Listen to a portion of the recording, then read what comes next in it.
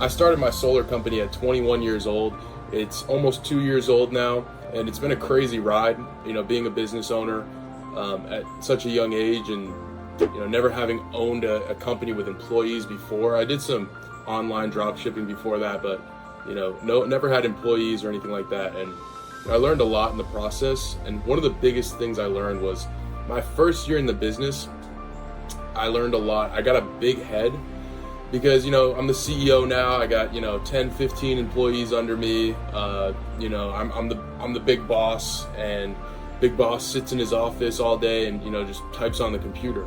Well, that's a desk CEO. Like, that's not a real CEO. A CEO to me is a leader, especially when you have a startup. You have to be leading, and the number one way to lead is to lead from the front. So I made this big mistake of getting content. It's like, I got employees, they're out there selling the product for me. I don't have to be out there anymore. So my sales personally went way down, and in turn, so did my employees. They had bad results. They weren't getting the kind of numbers that they thought they would. We were burning cash by paying for Airbnbs and hotels. Like, I'm in a hotel right now, blitzing. But we were just burning through cash, trying to do marketing for this, for our company, but there was no leadership leading from the front, showing the way of what needs to be done. And, clearly that wasn't a skill set issue. It was, I've done this before. I've done it month after month after month for years consistently, selling at a super high level. So it had nothing to do with skill set, nothing to do with the industry or the market or the interest rates. It was simply just not leading from the front. And I think I've seen that with a lot of guys. When they first get into business, they step away and they say, well, I'm the big boss now, let me sit at my desk. That's not the way to do it. If anything, you need to turn on the jets and go faster than ever, because you need to keep your sales consistent at least where they were. But you also now are in charge of everything else. You're in charge of recruiting, you're in charge of payroll, you're in charge of hiring, everything. And so, you got to keep your sales at a acceptable level, and so that people can follow you, because your guys are never going to do, more than you for the most part. They're probably going to do about half what you do, give or take a little bit, until you get that superstar leader in there. They're going to do about half of what you do. So whatever you do, they're going to do half of. And if you're not doing anything, they're going to do nothing. You're not getting in any income because you're not selling personally. And now your guys aren't doing anything. So you have this company, and you're not selling anything. And that was a big mistake I made, and I learned the hard way, but I'm glad I learned it. And in the meantime, I learned a lot of other stuff from when I was being the desk CEO, trying to figure out different things about recruiting. I'd never recruited before. That was one thing. I came into this being a very, very good sales guy and a great manager, but I had never recruited. I recruited a couple people just because they saw my Instagram, they saw what I was doing, and they wanted to get involved, but I never directly went out and recruited anyone. So I knew that was my weak point. And so I had spent that time as a desk CEO, although I was doing the wrong thing, at least I had learned more about recruiting. And I still have a ton more to learn. But that experience taught me a lot about never backing down and stay leading from the front. Because if you're not, unfortunately, dude, I know you got a lot of stuff to do. You now own this company, you got a lot to do. But if you're not selling, your company's not selling anything, and that's the most important thing. My guy just got a sale right now, Hunter, my top sales guy. He's a beast. But so the main point of this is that when you own a business, the king of everything is sales. Sales is king. Nothing else matters, okay? I understand when you start a business, you're gonna want to start, our Instagram page has to look pretty, our website has to look pretty, our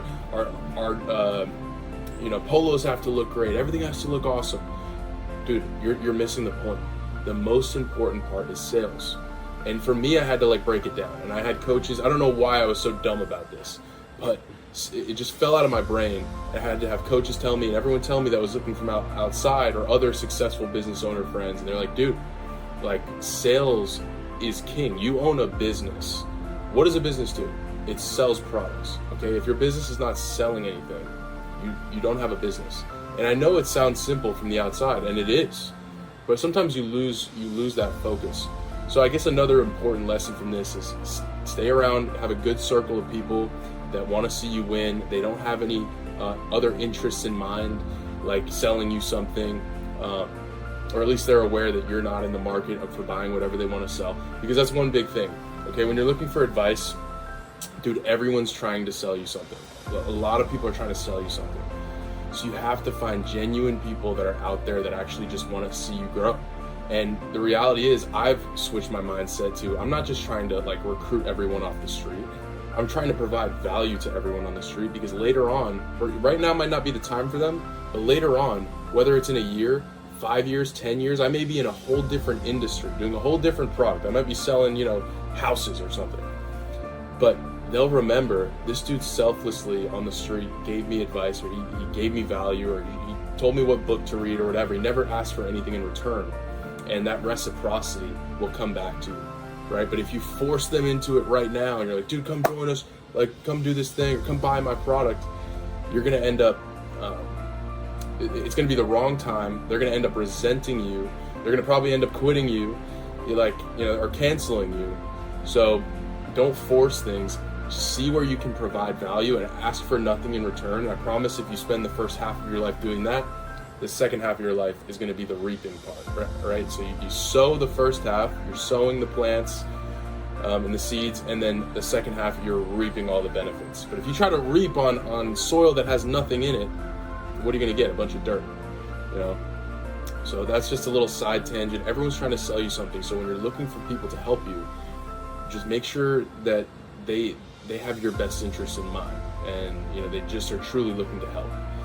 And maybe these people you never end up working with, but again, you're going to be a good word, you're going to put in a good word for them, right? It's going to come back, right? I believe in karma. Whatever you put out there that is good will come back to you in return in some form or fashion that you might not even notice. You may die one day never knowing what it was, but they may have had a conversation with someone else that they said, yeah, Sean's a great guy, he's a great guy, he helped me with this thing. And then that guy told someone else, and that guy ended up being your top employee. Like, you never know. So always just try to provide value when you can. Don't try to force people into things, buying your thing or recruiting them, because if the timing is right, they will come and join you later if you truly just provided value selflessly. But yeah, so back to the topic. When asking for advice, people were like, dude, you own a business. What a business does is it sells things, right? They're not this pretty pretty Instagram page and website and all that stuff. Those are great, but they don't sell anything. Right? In the business that I'm in, the business that you're in, you know how things are sold, whether it's Instagram ads, Facebook ads, or if it's door-to-door like we are, or if it's mailing lists, whatever it is.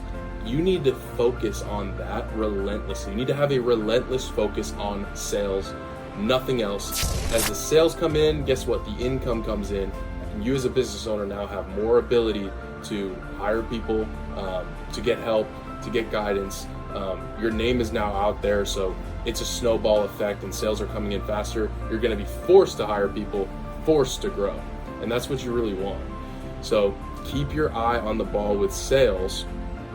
That is the most important thing. I mean, my coaches have told me they've worked with dozens of companies, and this happens like every single time. They say the founder gets lost in everything that isn't sales, and their sales go down, and in turn, the rest of the company's sales go down. Eventually, they either figure it out or they fizzle out.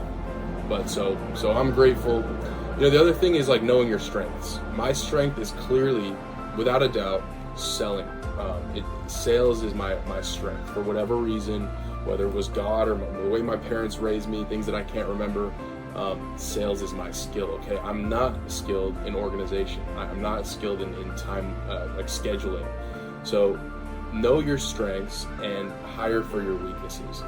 Whether that's a full-time guy, a salary guy, or you just go up or if it's like a family member or something like that at first, right? Obviously, once it gets real serious, you need someone who's solid in there.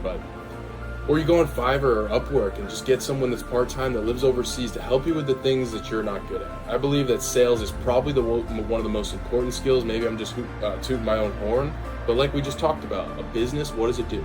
Its primary concern is selling things. So if you're good at sales as a founder, you have a massive advantage, man, because there's a lot of these companies out here. You see they all fizzle, a lot of companies fizzle out, and a lot of the main reasons that they don't sell enough items and they don't sell the items expensive enough with enough profit to stay profitable and keep going. So if you're a good sales guy, that's your world. That's what you know how to do. You know how to sell at a high volume, and you know how to sell for enough profit to keep, yourself going. So I believe that sales is probably one of the most important skills to have. Leadership, management, right? Management is another skill that I possess that as well, in my opinion. But again, those are my strengths, and then my weaknesses, I know what those are too. I'm not a great recruiter. I'm getting better at it. You want to make sure you're using the right words, but I'm getting better at recruiting. I'm getting better at organization. I'm getting better at scheduling, and I'm getting better at follow-up, right? But I know what my strengths are, so since I know what my weaknesses are, they can't be exploited, right? My competition can't exploit them, right? The universe can't exploit them. Because if you never know what they are, you're just going to be driving and spinning your wheels. You're spinning, because you can't figure out, dude, what is wrong with the car? But if you know your weaknesses, you can hire those out, you can get guidance on them, you can get better at them, you can read your resources, books, whatever about it, and get better at it. Or again, partner up or hire with someone that can help you with those things. So basically, guys, to get to the point that I've gotten to, the main thing was just never quitting, man. There was a point where every day I wanted to quit, and I couldn't even get out of bed. I didn't want to get out of bed, and when I was out of bed, I didn't want to get out of the car to go sell. It was very, very bad, very bad motivation. I didn't even like running meetings. A lot of things. It was tough. It was a really tough time, and I had every reason. I think most people, 90% of people or more, probably 99, would have quit, but I didn't quit. That's the one thing. Another good thing that I've been good at is never quitting until, if other people have done it, then I know I can do it. They're not smarter than me. They're not harder working than me. They're not anything more than me. We're all born in the same playing field, right? We're all created completely equal. And, some people have other strengths than others, and, some people are better at things than others. They have a little bit better resources, but if you've listen to any of these billionaires, dude, a lot of them come from nothing, absolutely nothing. Worse than probably you, maybe not, but a lot of them, yes, right? Way worse than you can imagine, so if they can do it, you can do it. It sounds simple, but it's absolutely true, right?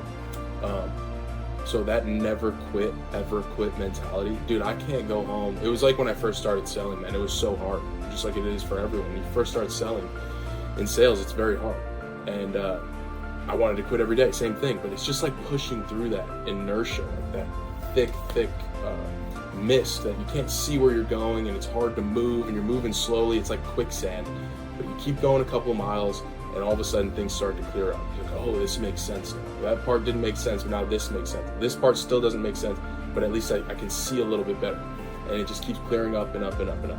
Now, it never gets easy.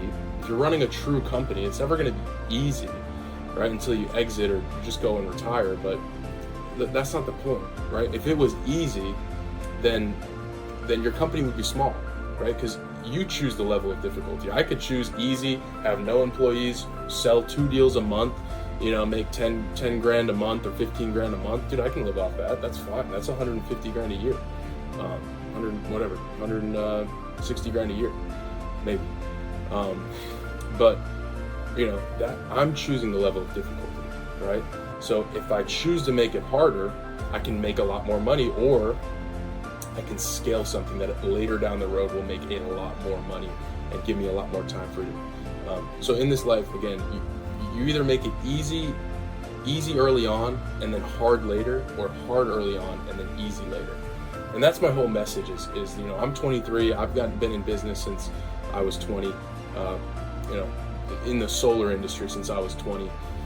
And I'm just a big believer in, yes, these are my young years, and most people are out partying and drinking and having fun, and there's still time for that. But for the most part, I am in the grind daily, okay? I'm daily in the grind, because I'm going to sacrifice these 10 years, 15 years, whatever it is, so that I can live the best life possible for the rest, for the ending there. That's my whole message, guys. It's just because you're young doesn't mean you need to, take it easy and still figure out your way. It's no, man, find it now, chase it as hard as you can, and set up your life for the future. Like, that's what I've always tried to do, is I try to help out my future self, give my future Sean a favor by getting the hard part done now. Because I know where I am now. In the future, I don't know what's going to happen. Maybe I get some sickness, or maybe, you know, I break a leg, or, you know, I get arthritis and things get harder. Or I get a bunch of kids, guys. Like I get a whole family of 3 kids, 4 or 5 kids. I want to do that Sean a favor now. Because he may not be as free and available as me, guys. If you're 20 to 25 or anywhere around that range, you have the energy, you have the youth. I mean, you have this plastic brain that's so quick at learning things. You have this resiliency because you don't have so much to lose. Now is the time to get after it. Not when you're 30, 35, 40, 45. Now is the time. And that's my whole message, guys. So that's been this little chat today. And thanks for listening. Follow, like, subscribe, comment. Let me know what else you guys want to hear about. Appreciate you watching. Follow me on Instagram at Sean Hallmander. And yeah, thanks for listening, guys.